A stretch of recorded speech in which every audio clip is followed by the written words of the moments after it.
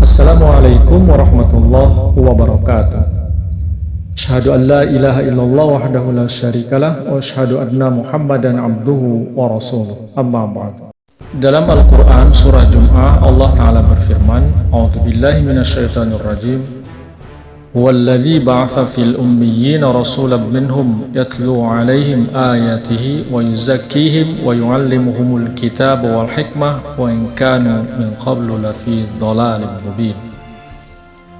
Dialah yang telah membangkitkan di tengah-tengah bangsa yang buta huruf seorang rasul dari antara mereka yang membacakan kepada mereka tanda-tandanya dan mensucikan mereka dan mengajarkan kepada mereka kitab dan hikmah, walaupun sebelumnya mereka berada dalam kesesatan yang nyata.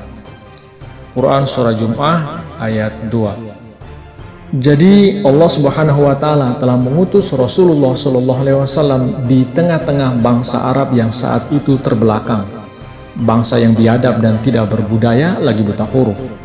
Dengan perantaraan ajaran Al-Quran dan contoh luhur lagi mulia dari Rasulullah Sallallahu Alaihi Wasallam, mereka kemudian menjadi guru-guru dan pemimpin-pemimpin umat manusia, menyebarkan kebijaksanaan dan ilmu kemana saja mereka pergi. Bangsa Arab yang tadinya jahil, melalui Rasulullah SAW mereka berubah menjadi kaum bangsa yang mulia. Melalui perantaraan mereka, panji-panji kebenaran Islam tersebar ke seluruh dunia. Kemudian di ayat berikutnya Allah Ta'ala berfirman, wa akharina minhum lamma yalhaqu bihim wa huwal azizul hakim. Dan dia Allah akan membangkitkannya pada kaum lain dari antara mereka yang belum bertemu dengan mereka, dan dialah yang maha perkasa, maha bijaksana. Quran Surah Jum'ah ayat 3. Di dalam ayat ini dikatakan bahwa Nabi Muhammad akan dibangkitkan di antara kaum yang belum pernah tergabung dalam para pengikut semasa hidup beliau Sallallahu Alaihi Wasallam. Beliau akan dibangkitkan di tengah-tengah kaum bukan Arab. Apa maksud dari ayat ini? Apakah Rasulullah SAW sendiri benar-benar akan dibangkitkan atau dihidupkan kembali, atau bagaimana? Para sahabat Rasulullah SAW sendiri saat ayat ini turun kepada beliau SAW, mereka tidak paham akan maksud dari ayat ini, sehingga mereka mengajukan pertanyaan kepada Rasulullah SAW. Sebagaimana diriwayatkan oleh Abu Hurairah radhiyallahu an mengenai turunnya surah Jum'ah ini kepada Rasulullah SAW.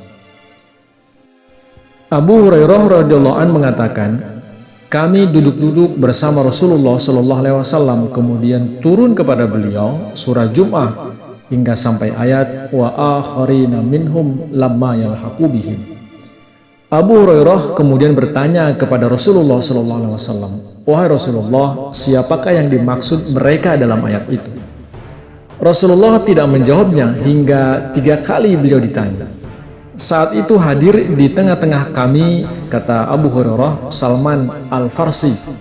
Sambil meletakkan tangan di pundak Salman, Rasulullah SAW kemudian menjawab, laukanal imanu inda Suraya lana lahu rijalun aw rajulun min haula'i.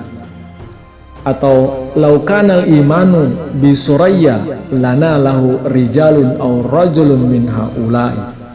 Yang artinya, jika iman telah terbang ke bintang Suraya, beberapa orang laki-laki atau seorang laki-laki dari antara orang-orang ini, saat itu Rasulullah sambil memegang pundak sahabat Salman akan membawanya kembali. Dengan penjelasan dari Rasulullah SAW sendiri, para sahabat pun menjadi paham apa yang dimaksudkan dari ayat ini. Surah Jum'ah ini telah ditafsirkan sendiri oleh Rasulullah, sehingga tentu saja tidak ada tafsir lain yang lebih baik selain dari apa yang disampaikan oleh Rasulullah SAW sendiri. Bahwa di masa yang akan datang, jauh setelah Rasulullah tiada, di saat Islam mengalami masa kemundurannya, seseorang atau beberapa orang akan dibangkitkan untuk mengembalikan kembali ajaran Islam yang telah dilupakan oleh umatnya. Di mana tokoh yang akan dibangkitkan ini ada hubungannya dengan Salman. Saat Rasulullah mengatakan, jika iman telah terbang ke bintang Suraya, beberapa orang laki-laki atau seorang laki-laki dari antara orang-orang ini akan membawanya kembali. Saat mengatakan itu, Rasulullah SAW memegang pundak Salman atau menepuk pundak Salman, sehingga dapat dipahami bahwa tokoh yang akan diutus itu berasal dari Farsi atau Persia, sebagaimana Salman radhiyallahu an yang berasal dari Persia. Kabar gaib atau janji akan dibangkitkannya kembali Rasulullah SAW dalam ayat ini bukan dalam bentuk fisik, melainkan secara rohani. Yang akan dibangkitkan itu seseorang yang akan menegakkan kembali atau menghidupkan kembali ajaran Islam yang dibawa oleh Rasulullah SAW. Isyarat di dalam ayat ini diyakini tertuju kepada pengutusan Rasulullah SAW untuk kedua kalinya dalam wujud Imam Mahdi atau Al-Masih Isa ibnu Maryam, di mana masa diutusnya Imam Mahdi itu dunia Islam berada dalam kegelapan atau dalam keadaan terpuruk, sebagaimana digambarkan dalam salah satu hadis Rasulullah SAW. Yusiku ayatiya 'alan nasi zamanun la yabqa minal Islam illa ismuhu wa la yabqa minal Qur'an illa rasmuhu. Masajiduhum amiratun wa hiya kharabun minal huda. Ulama'uhum syarru man tahta adimis sama' min indihim tahrujul fitnah wa fihim ta'ud. Tidak lama lagi manusia akan mengalami satu zaman yang pada waktu itu Islam hanya tinggal nama dan Al-Quran hanya tinggal huruf-hurufnya saja. Masjid-masjid sangat diramaikan, akan tetapi sunyi daripada petunjuk. Ulama-ulama adalah sejahat-jahat orang yang ada di bawah kolong langit ini, dan dari mereka itulah keluar fitnah-fitnah yang akan kembali kepada mereka.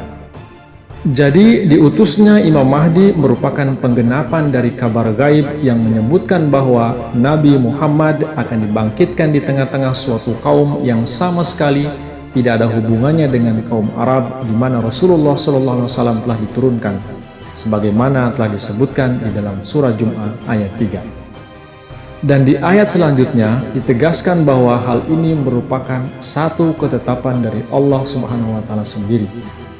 Dzalika fadlullahi yu'tihi man yasha wallahu dzul fadlil azim. Itulah karunia Allah, Dia menganugerahkannya kepada siapa yang Dia kehendaki, dan Allah mempunyai karunia yang besar. Quran surah Jum'ah ayat 4. Wallahu a'lam bishawab. Terima kasih. Wassalamualaikum warahmatullahi wabarakatuh.